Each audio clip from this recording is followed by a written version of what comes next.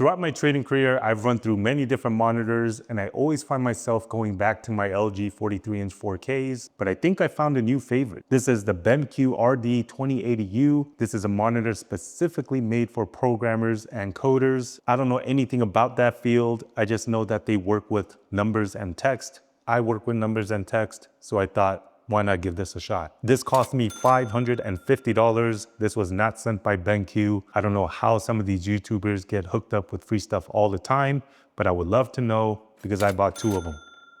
So out of the box, it comes with an HDMI cable, a USB-C, whatever you call this cable, a power cable, user manual, and of course the monitor and the stand. They do sell a model where it comes with an ergo arm instead for $50 more. That model number has an A at the end, which I'm guessing stands for arm. And the reason why I chose the stand version, even though I currently had them on monitor arms, is because I already had a bunch of monitor arms, which I can buy those anywhere, but the original stand itself, I cannot. And I find the stands to be useful, especially when I'm moving or giving them away, which is what usually happens to all of my old monitors, or if I'm using like a temporary setup, which this is right now, which is why my 32-inch LG OLEDs are on the stand at the moment while I wait for my new desk to arrive. That thing has been backordered for months now. I've also upgraded a bunch of other things on my setup, full setup tour coming soon. So on the stand, I can tilt, swivel, adjust the height, but I cannot rotate it to make a portrait. I will say the stand it comes with is pretty mid, not great flexibility in terms of viewing angles. But what piqued my interest most about this monitor was the screen size. This isn't the average 16:9 screen out there. This instead has a 3:2 aspect ratio, giving it more of a squarish shape to it. There's only one other monitor out there that I've seen do this, and that's the LG Dual Up, which I've also tried as well.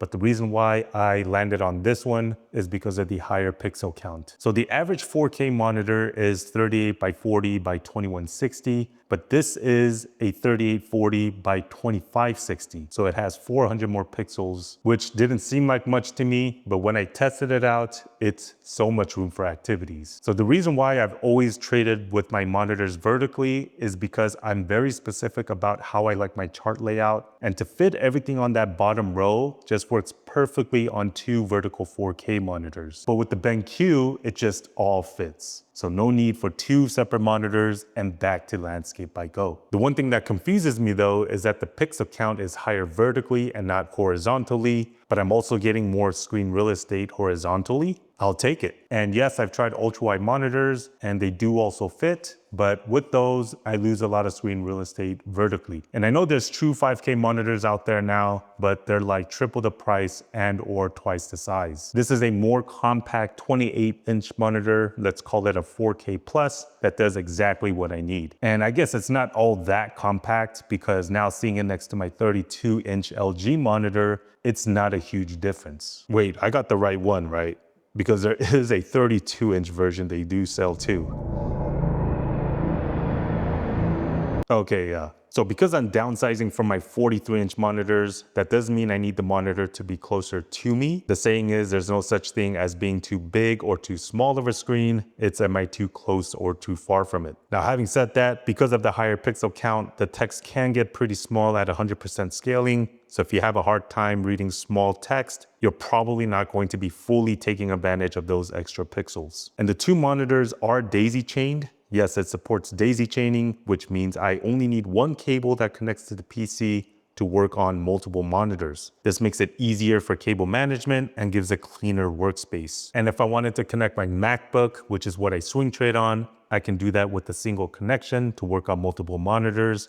Just know that with the Macs, you will need to connect it via Thunderbolt cables. And of course, know that each monitor has to support daisy chaining. And to make it even better, it has KVM connectivity built in, which allows me to use one mouse and keyboard on multiple PCs and or laptops. This way, I'm not having to unplug and replug peripherals to switch between the PC and the Mac. This just makes it a seamless transition. Other connection ports, it's got 1 HDMI, 1 DisplayPort, and 2 USB-Cs. And at the bottom of the monitor, there's a USB hub with 3 ports. And finally, it also has this function bar, which is where my menu controls are and where the built-in sensor is. What is the sensor for? Well, this monitor was built for programmers and coders, or just anyone who sits in front of the screen for long sessions. So this was built with tons of features for eye care. So what this sensor does, it detects how light or dark the room is, and it'll automatically adjust the brightness and contrast on the screen to make it easy on the eyes. And yes, all of this can be manually adjusted as well in the settings. And if you've seen any of my training videos, you'll notice I wear these glasses. These are not prescripted, even though I do wear contacts, but these are blue light glasses. So the blue light on displays is what causes eye fatigue, headaches. It also affects sleep. And I used to always wear these to combat that. But now it's a built-in feature on this monitor that I can adjust and remove that blue light however I like. But just know that it will affect how the colors will look. It'll appear more orangish depending on how much of that blue light I take off. It also has ambient lighting, or what they call the moon halo light, which makes it easier on the eyes in darker rooms. And I feel like it gives the desk a cozier vibe to it. And the cool part is, it's not just on or off. I can dim it and even change its color temperature from warm to cool. And to put the cherry on top, the screen has an anti-glare matte finish, so it's non-reflective, which makes it easier to work with if I'm sitting next to a window or just brighter areas. So they really focused on eye care with this monitor, and there's other cool features that are specifically built for programmers, which I'm not too familiar with, so I'm not gonna get into it, but I'm sure there's other reviewers out there that know more than I do about that. But I will say, as someone who does look at numbers and text all day,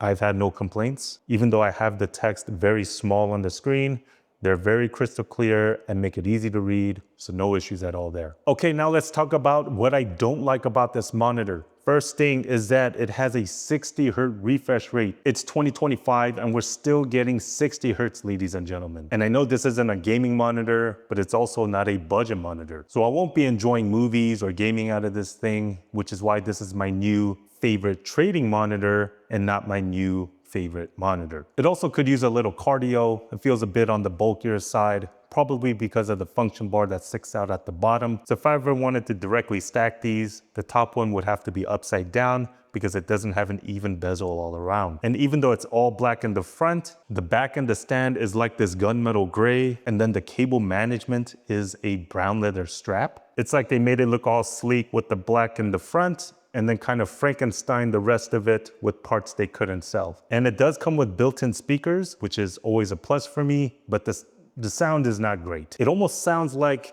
the sound is coming out of a cup. So the only opening on the monitor is on the top, where it has this grill action going on, and the speaker is somewhere in there, and that's where the sound is blasting out of. But that's what I mean by when I say the sound feels like it's coming out of a cup. Not the best experience for that. So quick summary of my personal pros and cons. I love that it has more pixels, which equals to more screen real estate, and love the IMAX type aspect ratio, which is very useful for my trading. It has tons of eye care functions like brightness sensors, blue light control, ambient lighting. So it's very nice on my eyes for long trading sessions. It supports daisy chaining and KVM connectivity, so it makes it very easy to switch between the Mac and PC, and also great for cable management. And a huge plus for that anti-glare screen. And the cons, not the best looking monitor in my opinion, not a great sound experience, and it lacks versatility because of the 60 Hz refresh rate. So it's strictly work only for me on this monitor, not really gaming or watching movies on this thing. But that's what my 32-inch LG 4K OLED is for. That thing was built for gaming.